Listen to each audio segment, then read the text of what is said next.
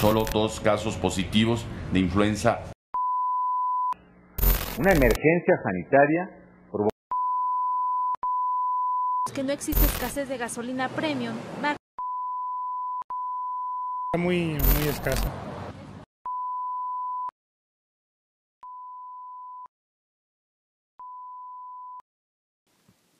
En el siguiente documental se presentará la confusión que se creó detrás de 2 situaciones abrumadoras en México, la influenza tipo H1N1 y el desabasto de gasolina.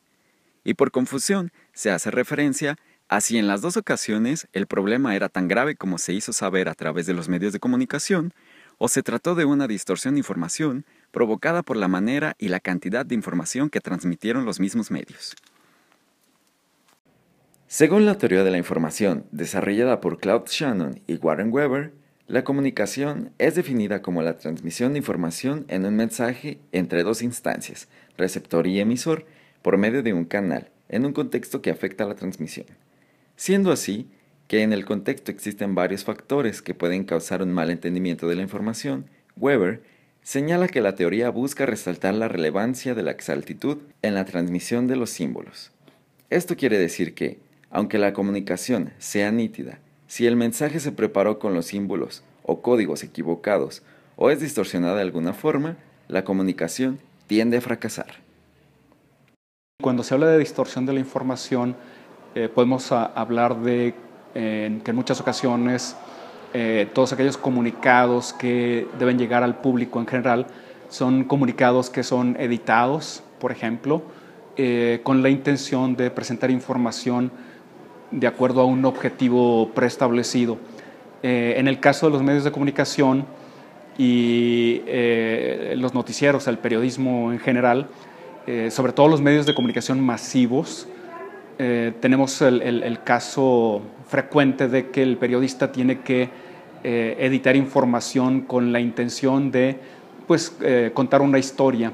Pero en otras ocasiones el mismo concepto de distorsionar la información tiene una connotación negativa, y esto significa que de manera intencional se elimina información, se agrega información, se cambia información con la intención de enviar un tipo de mensaje muy específico.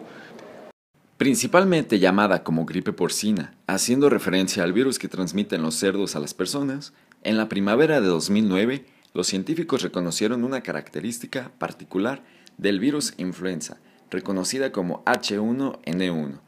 Este virus en realidad es una combinación de virus de humano, cerdos y aves. Durante la gripe de 2009 y 2010, el H1N1 causó una infección respiratoria en los seres humanos. Lo que viene siendo la influenza es un bacilococo biomorfo, o sea, que se puede presentar en diferentes formas, ¿sí? O adquirir diferentes formas.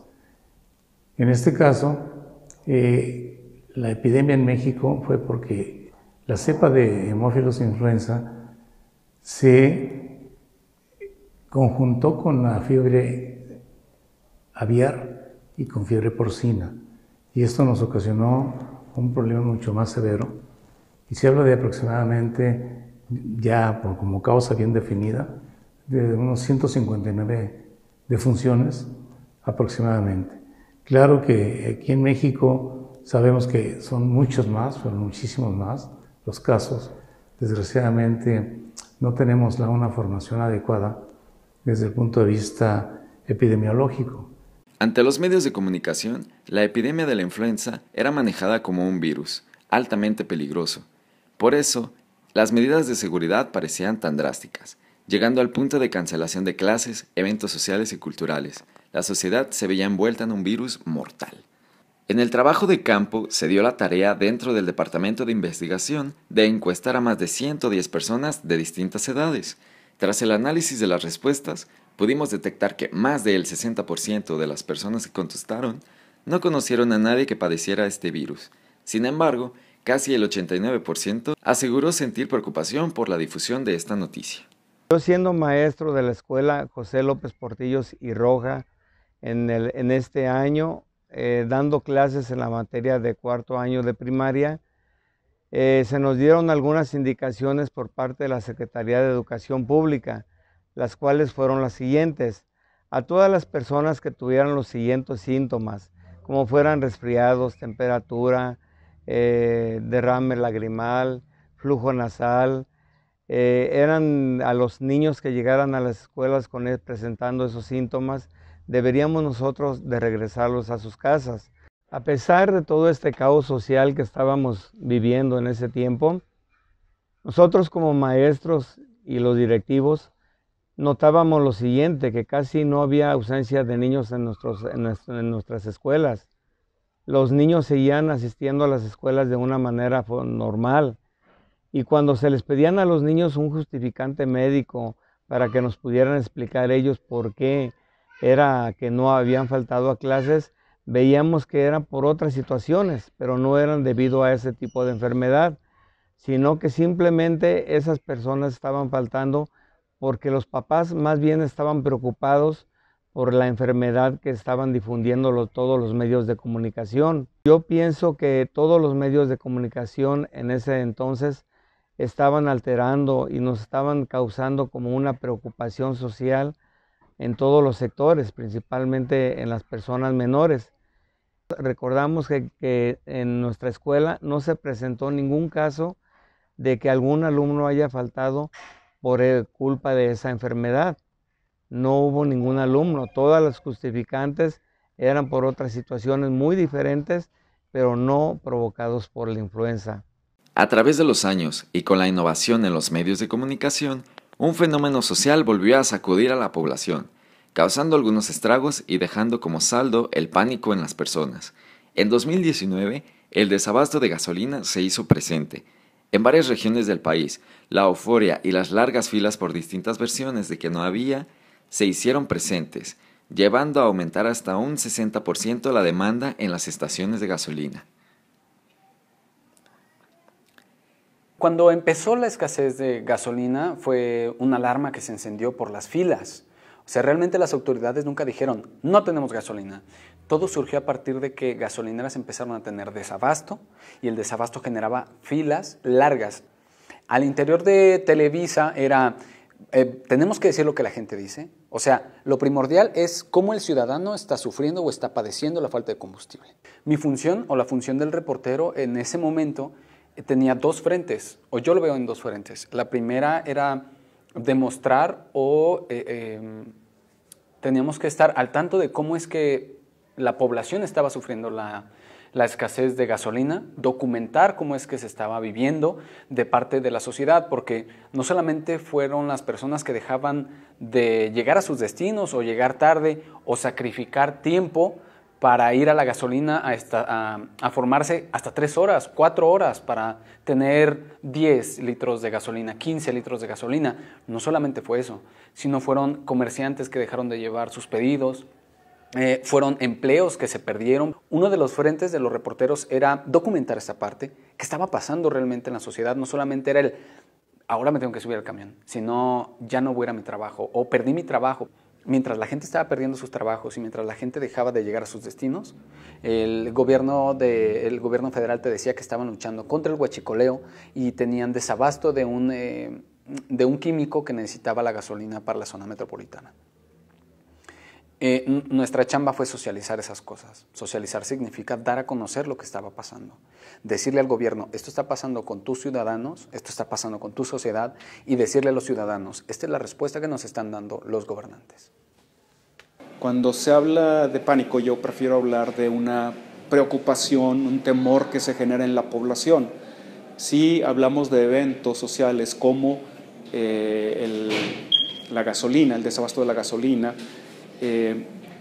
bueno, este tipo de temor se puede generar, se piensa que se puede generar por los medios de comunicación, los medios masivos de comunicación. Sin embargo, desde mi punto de vista, también existen otros factores que influyen para crear ese temor social, y entre ellos se puede mencionar en la actualidad, por ejemplo, las redes sociales.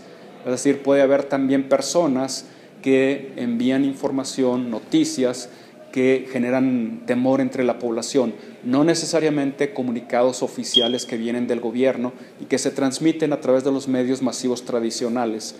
Recuerden ustedes que desde el punto de vista psicológico también existe esta tendencia del ser humano de reaccionar a lo que están viendo socialmente, es decir, la reacción de otras personas. Y esta reacción se puede contagiar y es lo que puede ocasionar este famoso pánico social. Cada que llegaba una pipa aquí, se hacían muchísimas colas, muchísimos días, y estaba toda la gente queriendo que le vendieran gasolina sin formarse, pues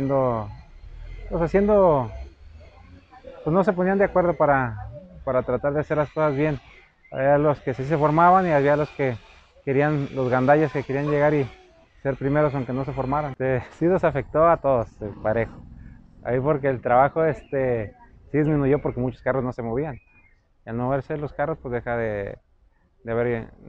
de moverse los carros y no se descomponen. O simple y sencillamente si están descompuestos, pues de todos modos no se mueven, pues no hay gasolina. Se fueron dando cuenta cada vez que llegaban a una gasolinería y que estaba cerrada y cerrada y cerrada ya. Cuando todas estaban cerradas, pues ya todo el mundo se fue enterando que no había gasolina. Había que ya todos querían llenar tanque, en vez de los que llegaban a echar 100 pesitos de gasolina, ahora llegaban y querían tanque lleno. En esta investigación pudimos capturar los datos de casi 120 personas encuestadas para saber su opinión acerca del desabasto. Se pudo detectar usando una escala de Likert que un 47% de personas solo sintió preocupación regular. Sin embargo, más del 60% se sintieron afectados por el desabasto de gasolina. Es una cosa que nunca se había vivido y no estábamos preparados ante esta situación. Estuvo difícil en todos los sentidos. Demasiados, con algunos que prepotentes, a lo mejor no entendían la situación, se ponían medio rejegos. Mucha gente empezaba a publicar en varias redes sociales que aquí sí hay gasolina, aquí no hay gasolina, y se hacía todo un caos en las gasolineras donde había gasolina. Yo creo que la gente, por lo mismo del pánico, por eso empezó a llenar todos sus tanques, porque normalmente ponían lo normal, pues como nunca había pasado esa situación, estaban asustadas y pensó que ya no se iba a restablecer pronto, y por eso yo creo que fue el caos de que todos empezaron a llenar y a llenar y a llenar. La indicación tanto del gobierno federal como del estatal siempre fue a decir o informar únicamente al oficial, lo que decían ellos. No permitir la especulación dentro de la ciudadanía, porque entonces venía ese problema de pánico. Ellos pedían, no pueden mandar en los medios de comunicación, pero sí pedir que únicamente se diga lo oficial. En la temporada de la escasez de gasolina, o al menos esta última, los medios de comunicación no tuvieron como tal una distorsión, pero eran las propias respuestas de la gente la que daba el pie a la nota. Si tú ese día, un reportero entrevistaba a 10 personas y de las 10 personas, 8 te contestaban alarmadas, entonces tu nota era alarmante.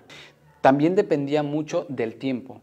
Los medios de comunicación no es lo mismo, no fue la misma nota cuando teníamos una semana de escasez a cuando se cumplió un mes de escasez de gasolina.